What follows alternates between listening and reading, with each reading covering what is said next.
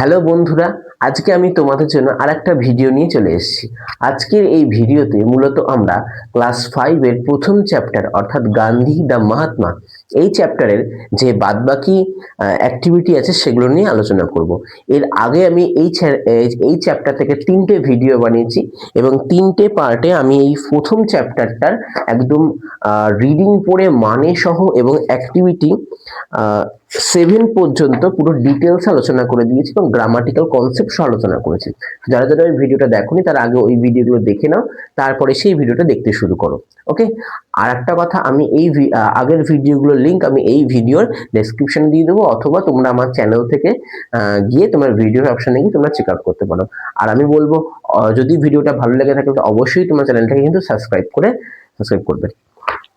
আচ্ছা, তাহলে আজকে আমরা তোমার অ্যাক্টিভিটি 8 থেকে শুরু করে একদম তোমাদের লাস্ট অ্যাক্টিভিটি 12 অবধি আলোচনা করব।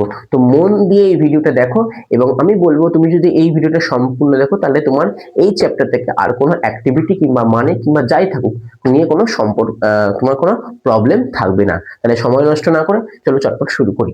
দেখো, আমি তোমাদের প্রথমেই অ্যাক্টিভিটি 8 এবং অ্যাক্টিভিটি 9 তোমাদের টুকে দিয়েছি। আচ্ছা, অ্যাক্টিভিটি 8টা কি করতে বলেছে? অ্যাক্টিভিটি 8টা বলেছে তোমাদের let's separate the subject and predicate in the following sentences and classify them in the table given below। আচ্ছা, তোমাদের বইতে এখানে একটা টেবিল দেওয়া আছে, দেখতে পাচ্ছ? এই টেবিলের মধ্যে তোমাদের সাবজেক্ট এবং প্রেডিকেট ভাগ করে লিখতে হবে। এবার হলো স্যার সাবজেক্ট এবং প্রেডিকেটটি কি? আমরা জানি না। দেখো, সাবজেক্ট এবং প্রেডিকেট খুবই সোজা, ঠিক আছে? এবং এটা একটু বুঝতে গেলে একটা আলাদা ক্লাস লাগবে এবং তোমরা যদি বলো তাহলে আমি সাবজেক্ট এবং প্রেডিকেট সম্বন্ধে আলাদা একটা ভিডিও বানিয়ে দেবো, ঠিক আছে? একদম ডিটেলসে বুঝে যাবে। এখনকার দিনে ছোট করে বলছি, সাবজেক্ট মানে হচ্ছে উদ্দেশ্য আর প্রেডিকেট মানে হচ্ছে বিধেয়। জিনিসটা এরকম, ধরো একটা বাক্যের মধ্যে যার সম্বন্ধে বলা হচ্ছে সেটা হচ্ছে সাবজেক্ট এবং সাবজেক্টটার সম্বন্ধে বাদবাকি যে তথ্যটা আছে সেটা হচ্ছে প্রেডিকেট। যেন আমি বললাম রাম বনে ফুল পাড়ে, তাহলে এখানে কার বিষয়ে বলছে? কার বিষয়ে কথাটা আমরা বললাম? রামের বিষয়। তাহলে রামটা হচ্ছে সাবজেক্ট এবং সে কি করে? বাদবাকি যেটা পড়ে আছে কি করে? সে বনে ফুল পাড়ে। তাহলে এইটুকুনি হচ্ছে আমাদের প্রেডিকেট। আশা করি বুঝতে পেরেছো। চলো বাকি আসি। দেখো, প্রথমটা বলছে the boy plays in the field. বালকটি কোথায় খেলে? মাঠে খেলে। তাহলে কার বিষয়ে বলা হচ্ছে এখানে? কার বিষয়ে বলা হচ্ছে? অবশ্যই বালকের বিষয়। তাহলে এই বালকটা হচ্ছে আমাদের সাবজেক্ট এবং সাবজেক্ট ছাড়া বাক্যের বাকি যে অংশটা সেটা পুরোটা আমাদের প্রেডিকেট হয়ে যায়, ঠিক আছে? তাহলে এইটুকুনি পুরোটা হচ্ছে আমাদের কি বাবা? প্রেডিকেট। ওকে, তোমরা খাতায় কিন্তু নোট ডাউন করে লিখে নেবে আলাদা টেবিল করে, আমি এখানে বুঝিয়ে দিলাম। আচ্ছা, তারপরে বলছে he is very happy today. সে আজকে খুব খুশি আছে। তাহলে এখানে কার বিষয়ে বলছে? কার বিষয়ে বলছে বলো? সে। তাহলে সেটা হবে আমাদের সাবজেক্ট। তাহলে এইটুকুনি হচ্ছে আমাদের সাবজেক্ট আর প্রেডিকেট সবসময় ভার্ব থেকে শুরু হয়। তাহলে এই বাদবাকি অংশটা হচ্ছে আমাদের প্রেডিকেট। হয়ে গেল, একদম ইজি। কি ইজি না? আচ্ছা, তারপরে the girl stood first this ইয়ার। মেয়েটি এই বছরের প্রথম স্থান অধিকার করেছে। তাহলে এখানে কার বিষয়ে বলা হচ্ছে? মেয়েটির বিষয়। তাহলে কি হবে? এই মেয়েটি হচ্ছে আমাদের বাবা সাবজেক্ট এবং বাদবাকি যে অংশটা পড়ে আছে সেটা হচ্ছে আমাদের প্রেডিকেট। ওকে, তারপরে the moon revolves round the sun. Revolves মানে হচ্ছে যে ঘোরা, ঠিক আছে? কি বলছে? The moon revolves round the sun. পৃথিবীর রাউন্ড দ্য আর্থ। পৃথিবীর চারিদিকে এরকম করে মুন অর্থাৎ চাঁদটা ঘুরপাক খায়, ঘোরে। রিভলভস মানে ঘোরা। তাহলে এখানে কার বিষয়ে বলা হচ্ছে? একদম ঠিক, দ্য মুনের বিষয়। তাহলে মুনটা হচ্ছে আমাদের সাবজেক্ট আর বাদ বাকি অংশ যেটা পড়ে আছে সেটা হচ্ছে আমাদের প্রেডিকেট। আশা করি বুঝতে পেরেছো। চলো পরবর্তী অ্যাক্টিভিটিতে যাই। অ্যাক্টিভিটি 9 কি বলেছে? Let's write a or an before the words. আচ্ছা, এখানে কিছু কিছু ওয়ার্ড দিয়ে দিয়েছে, এই ওয়ার্ডগুলো দিয়ে আমাদের এই ওয়ার্ডগুলোর সামনে এ বা অ্যান বসাতে হবে। এবার তোমাদের একটু বলে দিই, দেখো এ অ্যান দা এই তিনটে হচ্ছে আর্টিকেল। গ্রামারে এই তিনটেকে আর্টিকেল বলা হয়। এবার তিনটে আলাদা আলাদা বসার জায়গা আছে, ঠিক আছে? আর্টিকেল নিয়ে যদি তোমরা ভিডিও বলো আমি আর্টিকেল নিয়ে আলাদা করে ভিডিও বানিয়ে দেবো। এখন আমরা জাস্ট একটা 10% সম্বন্ধে আমরা জানবো। দেখো, আর্টিকেল কি? আমি যদি বলি এ অ্যান এবং দা, এই যে দুটো দেখছো এ আর অ্যান, এই দুটোর মানে হচ্ছে একটি, ঠিক আছে? এই এ অ্যান দুটোর মানে হচ্ছে একটি। এবারে এই দুটো কোথায় কোথায় বসে দেখো বাবা, এ বসে কনসোন্যান্ট যুক্ত শব্দের আগে, ওকে, আর এন বসে ভাওয়েল যুক্ত শব্দের আগে, ওকে। তাহলে এ কি বলে, এ বসে কনসোন্যান্ট যুক্ত শব্দ, তাই তো। আমরা ইংরেজিতে কত লেটার, আমাদের ইংরেজিতে মোট 26টা লেটার আছে। তো এই 26টা লেটারের মধ্যে প্রথম পাঁচটা letter A, E, I, O, U, এই পাঁচটা হচ্ছে ভাওয়েল। এর আগে কি বসে, এর আগে আমাদের এন বসে। আর বাকি যে 21টা লেটার অর্থাৎ বি, সি, ডি, এফ, জি, জে, ঠিক আছে, এই যে বাকি যে 21টা লেটার সেগুলো হচ্ছে সব কনসোন্যান্ট। কনসোন্যান্টের আগে এ বসে, ঠিক আছে।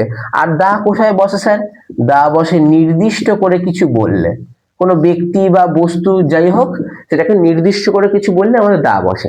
দেখো একদম ইজি। দেখো এইটা প্রথমটা কি আছে, অরেঞ্জ। অরেঞ্জের প্রথম অক্ষরটা কি, ও। তাহলে ওটা কি স্যার, ওটা ভাওয়েল। তাহলে ভাওয়েল হলে কি বসে, এন বসে। তোমরা নেক্সট দ্বিতীয়টা বলো। দেখো গোট, গোট, গোট, তাই তো, মানে না বুঝলেও পারবে। দেখো আমরা জানি গোট মানে ছাগল, মানে না বুঝলেও পারবে। দেখো গোটের প্রথম অক্ষর কি, জি। তাহলে জিটা কি কনসোন্যান্ট না ভাওয়েল, এখানে কি জি আছে, তাহলে ভাওয়েল নয়। তাহলে জিটা কি, জিটা কনসোন্যান্ট, তাহলে কনসোন্যান্ট কি বসে, এ বসে। আচ্ছা, তারপরে ম্যান, ম্যান মানে কি, ম্যান মানে মানুষ, মানে মানে আমরা জানি না ধরি। আচ্ছা, তাহলে প্রথম অক্ষর কি, এম। তাহলে এমটা ভাওয়েল না কনসোন্যান্ট, অবশ্যই এমটা কনসোন্যান্ট। তাহলে কনসোন্যান্ট হলে কি বসে, এ বসে। আচ্ছা, তারপরে আইসক্রিম, আইসক্রিম, আইসক্রিমের খাও তো, তাহলে আইসক্রিম প্রথম অক্ষরটা কি আছে, আই। তাহলে আইটা ভাওয়েল না কনসোন্যান্ট, হ্যাঁ আইটা কনসোন্যান্ট, তাহলে সরি ভাওয়েল, আইটা কি, আইটা ভাওয়েল। তাহলে ভাওয়েলের কি বসে, ভাওয়েলের আগে এন বসে। আচ্ছা, তারপরে এয়ারশিপ, এয়ারশিপের প্রথম অক্ষর কি, এ। তাহলে এটা ভাওয়েল না কনসোন্যান্ট, ভাওয়েল। তাহলে ভাওয়েলের কি বসে, এন বসে। তারপরে লেক, লেকের এলটা ভাওয়েল না কনসোন্যান্ট, কনসোন্যান্ট। তাহলে কনসোন্যান্ট হলে কি বসে, এ বসে। আচ্ছা, তারপরটা আমব্রেলা, আমব্রেলার প্রথম অক্ষর কি, ইউ। তাহলে ইউটা ভাওয়েল না কনসোন্যান্ট, এই যে ইউটা আমাদের ভাওয়েল। তাহলে ভাওয়েল হলে কি বসে, এন বসে। তাহলে কি হবে, এন আমব্রেলা। আচ্ছা, তারপরে ক্রিকেটার, ক্রিকেটার মানে যারা ক্রিকেট খেলে। এবার ক্রিকেটারের প্রথম অক্ষর কি আছে স্যার, ক্রিকেটারের প্রথম অক্ষর সি আছে। তাহলে সিটা ভাওয়েল না কনসোন্যান্ট, অবশ্যই সিটা কনসোন্যান্ট। তাহলে কনসোন্যান্ট হলে প্রথমে কি বসে, এ বসে। একটু সুন্দর করে লিখি, খেতে পাইনি মনে হচ্ছে, হয়ে গেল। আচ্ছা, আশা করি বুঝতে পেরেছো। চলো এর পরবর্তী অ্যাক্টিভিটি গুলোতে আমরা যাই। আচ্ছা, এবারে আমরা অ্যাক্টিভিটি 10 এবং অ্যাক্টিভিটি 11 করব। আচ্ছা, আগে আমরা অ্যাক্টিভিটি 11টা করব, কারণ তোমরা বুঝতেই পারবে। দেখো অ্যাক্টিভিটি 11টা কি বলেছে, অ্যাক্টিভিটি 11টা বলেছে let's filling the blanks with suitable articles. এটা উচ্চারণটা কি, সুটেবল, সুইটেবল নয় কিন্তু, সুটেবল আর্টিকেলস, ঠিক আছে। অর্থাৎ তোমাদের এখানে আর্টিকেলস দিয়ে তোমাদের এখানে শূন্যস্থান পূরণ করতে বলেছে। তাহলে আমরা একটু আগে আর্টিকেল শিখলাম, এ এন দা। তাহলে দেখি ইউজ করি। যদি আচ্ছা এখানটা বলে দিই, যদি কোনো তোমাকে যদি কেউ মানে বুঝতে পারছো না পরীক্ষার ক্ষেত্রে, তো একদম ইজি। আর্টিকেলস এর জন্য মানে বুঝতে হয় না, আর্টিকেলস এর জন্য এ এন্ড বিটা কোথায় বসে সেটা আমাদের ভালো করে শিখতে হয়। দেখো যেভাবে শিখিয়েছি সেভাবেই করব। India own dash cricket world cup for the second time 2011। আচ্ছা, এখানে বলবে স্যার এখানে তো সিটা তো স্যার কনসোন্যান্ট, তাহলে কনসোন্যান্ট এ বসাতে পারি। দেখো ভালো করে বুঝে নাও, আমাদের কোথায় বসে, এখানে কিন্তু আমাদের দাও বসাতে হবে, শুধুমাত্র এ এন বসাতে কিন্তু বলেনি। দা কখন বসে, নির্দিষ্ট করে কিছু বললে। এখানে যখন বলছে যে, এখানে যখন বলছে যে দেখো India own dash cricket world cup for the second time 2011, দেখো নির্দিষ্ট করে বলে দিচ্ছে কখনের ম্যাচ জিতেছিল, 2011 সালে। তাহলে নির্দিষ্ট করে বললে কি বসে, একদম ঠিক, দা। তাহলে কি হবে, India won the cricket world cup for the second time 2011।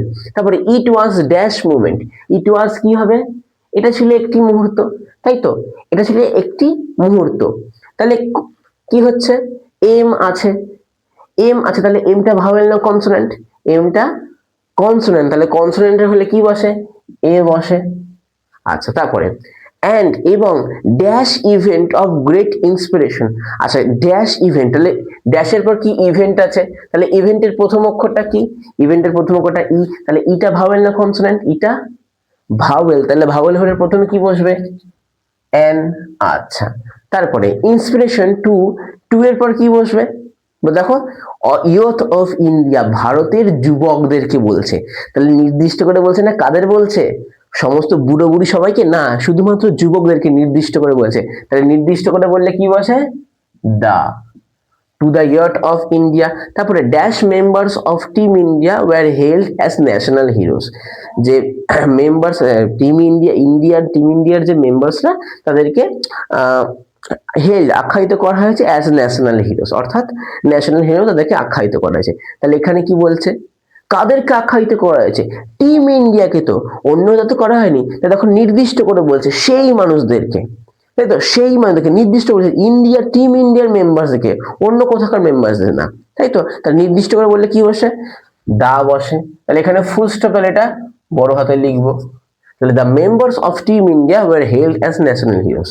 আচ্ছা, অনেক জায়গায় দেখবে এখানে দাও দিয়েছে, অনেক বইতে আমি দেখেছি, অনেক বইতে দা লেখা আছে, অনেকে আমাকে জিজ্ঞেস করেছে এখানে দাও তো লেখা আছে। দেখো ভালো করে বোঝো, it was the moment of great triumph, এখানে আমরা দাও লিখতে পারি, ঠিক আছে। বেশিরভাগ ক্ষেত্রে এটাই প্রযোজ্য, কারণ আমরা কি বলি, আমরা ম্যাচ জিতেছিলাম এবং সেটা ছিল একটি মুহূর্ত, সেটা আমরা এ বলি, তাই তো। কিন্তু দা কেন বলছে, সেই মুহূর্তটা কিসের, ওই নির্দিষ্ট করে বলছিল যে খেলার, ওই খেলার মুহূর্ত, ওই কারণে কোনো কোনো বইতে দা লেখা থাকতে পারে।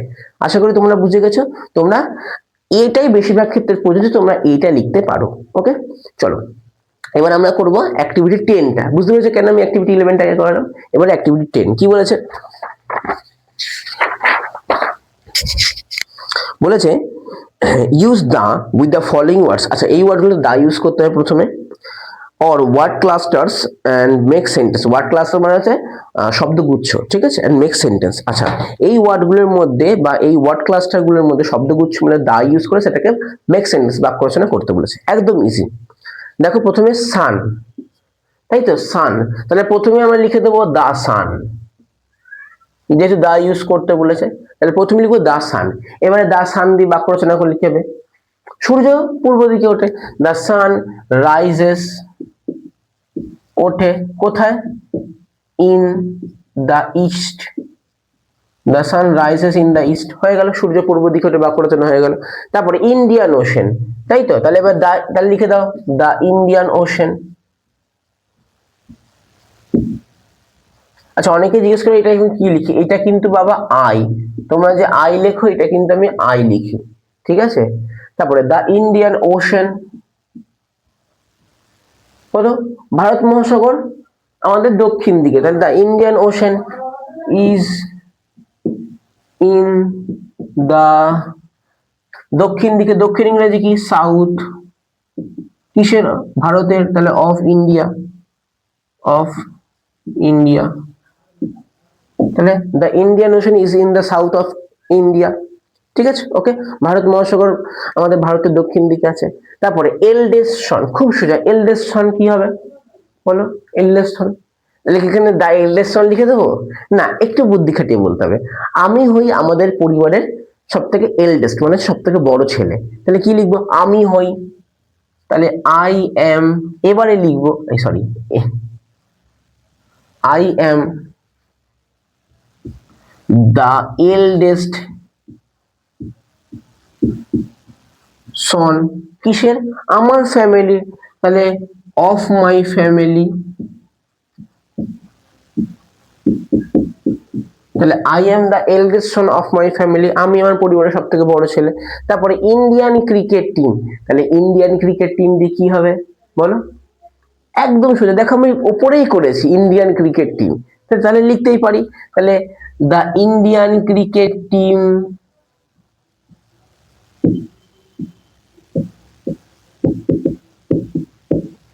জিতেছিল, won the world cup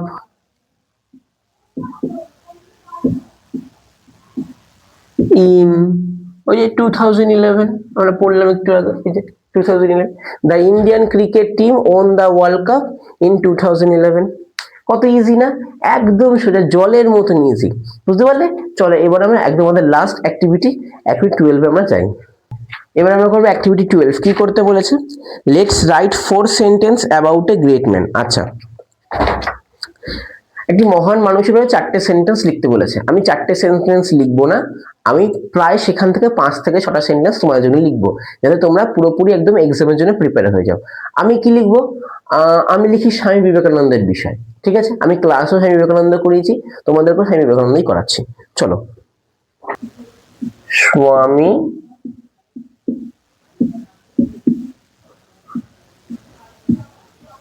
Vivekananda heading করলাম। অবশ্যই কিন্তু হেডিং করবো, হেডিং এ কিন্তু একটা নাম্বার থাকে। আচ্ছা, এবার লেখা শুরু করছি। স্বামী বিবেকানন্দ ছিলেন, তাহলে স্বামী বিবেকানন্দ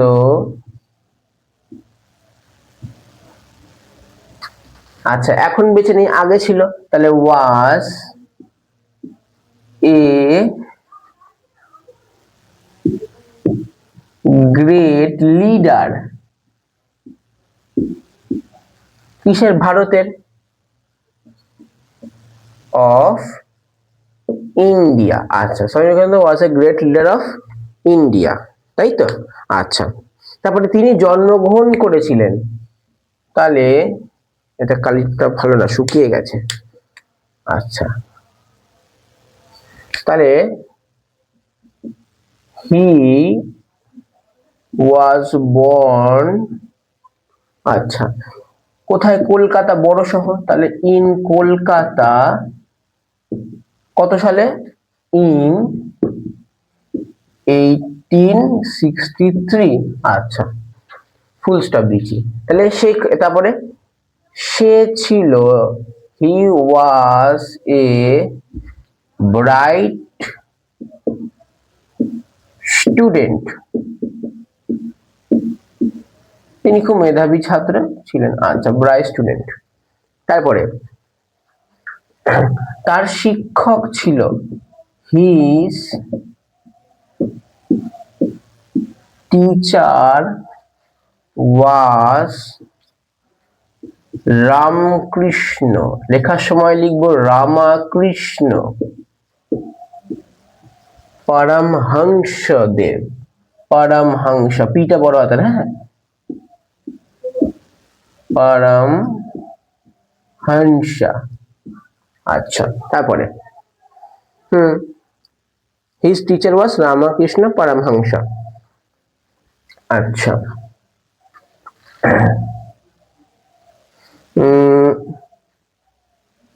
তারপরে হি ওয়েন্ট, তিনি গিয়েছিলেন, টু শিকাগো। লেখার সময় লিখবো চিকাগো, কিন্তু মুখে বলবো Chicago.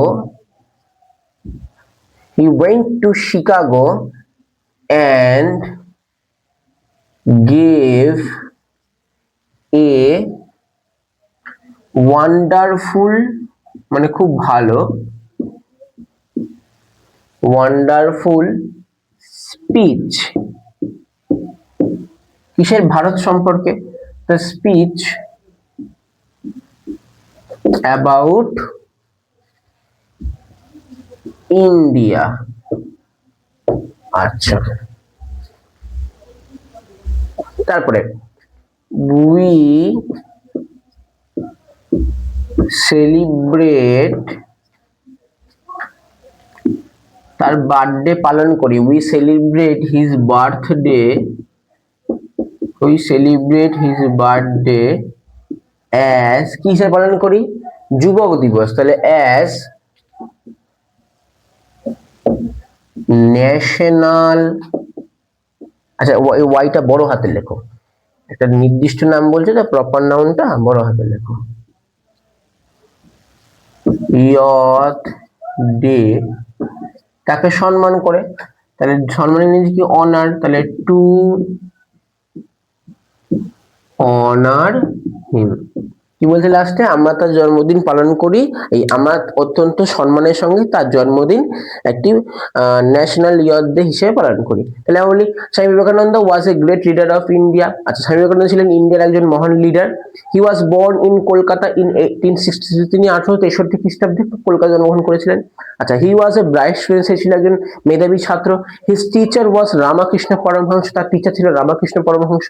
He went to Chicago, সেই শিকাগোতে গিয়েছিল, and gave a wonderful speech about India, সে সেখানে গিয়ে ভারত সম্পর্কে একটি খুব সুন্দর বক্তৃতা দিয়েছিল। স্পিচ মানে বক্তৃতা। উই সেলিব্রেট হিজ বার্থডে, আমরা তার জন্মদিন পালন করি অ্যাজ ন্যাশনাল ইয়ার ডে, একটি ন্যাশনাল ইয়ার ডে হিসাবে, টু অনার, তাকে সম্মান করে। ওকে, আচ্ছা, আশা করি বুঝতে পেরেছো। তুমি যদি এই ভিডিওটা পুরো দেখে থাকো তাহলে আমি গ্যারেন্টি দিচ্ছি এই ভিডিও দেখলে তোমার ইউটিউবে কোনো ভিডিও দেখার প্রয়োজন নেই, এবং আমি বুঝতেও পেরেছি তোমার এটা ক্লিয়ার হয়েছে। এবং আমি তোমাদেরকে বলে তোমরা অবশ্যই কমেন্টে জানাও যে ভিডিওটা তোমাদের কেমন লাগলো, এবং যারা বুঝতে পারোনি তারা ভিডিও নিচে কমেন্ট করো, আমি পরবর্তী ভিডিওতে তোমাদের সেই কমেন্টগুলো পিক করে তোমাদের ডাউট ক্লিয়ার করে দেওয়ার চেষ্টা করব। ওকে, আর যদি ভিডিওটা ভালো লেগে থাকলে অবশ্যই বন্ধু বান্ধবকে শেয়ার করো এবং চ্যানেলটাকে সাবস্ক্রাইব করো, যাতে আমি তোমাদের জন্য আরো এরকম ভিডিও বানাতে পারি মোটিভেট হয়ে। অবশ্যই লাইক করবে। তাহলে আজকের জন্য এতটাই, দেখা হচ্ছে পরবর্তী ভিডিওতে। Thank you.